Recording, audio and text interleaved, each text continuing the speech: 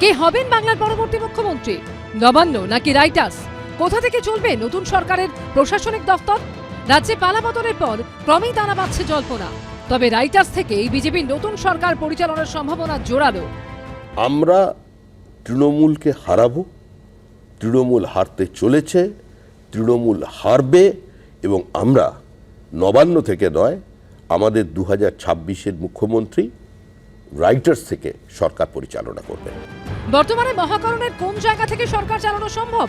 কোন জায়গায় বসতে পারেন মুখ্যমন্ত্রী সহ অন্য মন্ত্রীরা? সূত্রের খবর, ইতিমধ্যে এই বিষয়গুলি খতিয়ে দেখতে শুরু করেছে পিডব্লিউডি। ইঞ্জিনিয়ার ও প্রশাসনিক কর্তারা মহাকরণ পরিদর্শন করেছেন। পুরো বিল্ডিং ব্যবহারের উপযুক্ত করা এখনই সম্ভব নয়। 28টি ঘর তৈরি আছে, সেখানে যাবতীয় কাজ চলছে। করা হয়েছে এলাকার নিরাপত্তা। 2013 থেকে 26 প্রায় 13 বছর রাজ্য প্রশাসনের মূল কেন্দ্র ছিল নবান্ন। কিন্তু এখন জল্পনা যে নতুন সরকারের আমলে ঠিকানা পাল্টাবে, সেই নিয়েই রাজনৈতিক মহলে বাড়ছে চর্চা। মহাকরণ 150 মিটার লম্বা এক লাল বাড়ি, বিবাদী বাগের বুকে দাঁড়িয়ে থাকা কয়েক যুগের ইতিহাসের সাক্ষী আইকনিক বিল্ডিং। 1776 সালে ইস্ট ইন্ডিয়া কোম্পানির ক্লার্ক বা রাইটারদের থাকার জন্য লালদিঘির পাড়ে এই বাড়ি তৈরির কাজে হাত দেন স্থপতি টমাস লিয়ন্স।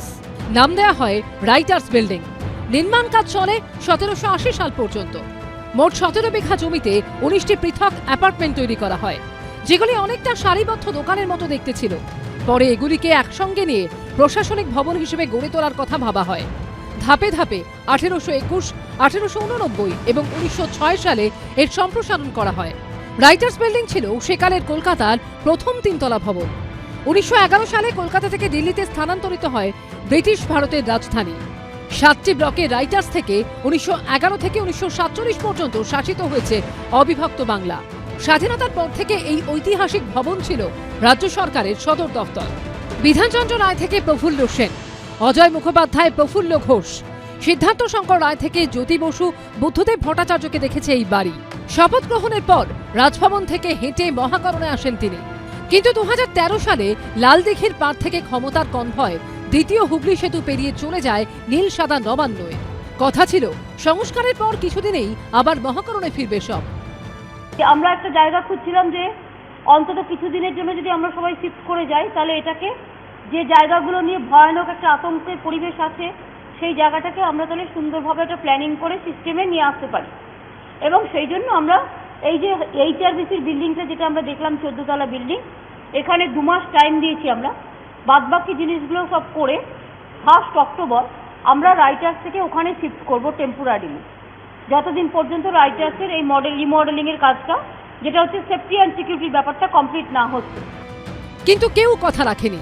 15 বছরে আর মহাকরণে ফেরেননি মমতা বন্দ্যোপাধ্যায়। একা পড়ে থেকে খাঁ করেছে লালবাড়ি। 15 বছরেও শেষ হয়নি সেই সংস্কার। আমি এখন যেখানে দাঁড়িয়ে রয়েছি, আমার ঠিক পেছনে যে জায়গা রয়েছে, এখানেই রাজ্যের মন্ত্রিসভার বিভিন্ন মন্ত্রীরা এককালে বসতেন। 2013 সালের অক্টোবর মাসে তৃণমূল সরকার রাইটার্স বিল্ডিং থেকে নবান্নে শিফট হয়।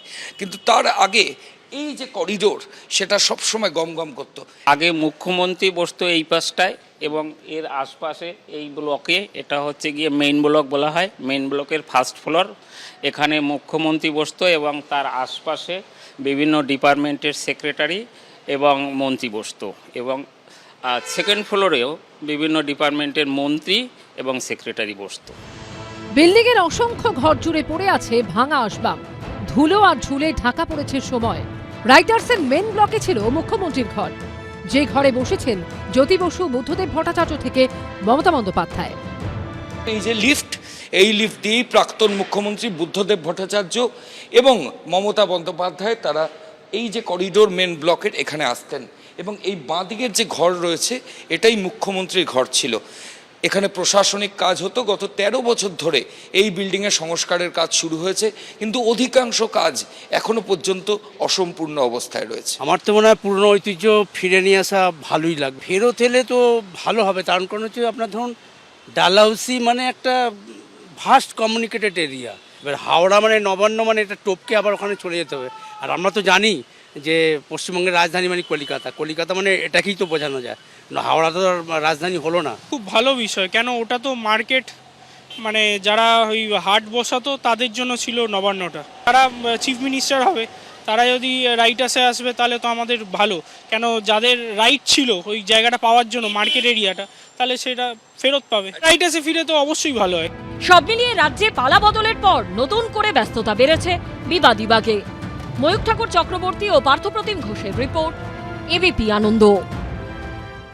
এবিপি আনন্দ, এগিয়ে থাকে, এগিয়ে রাখে।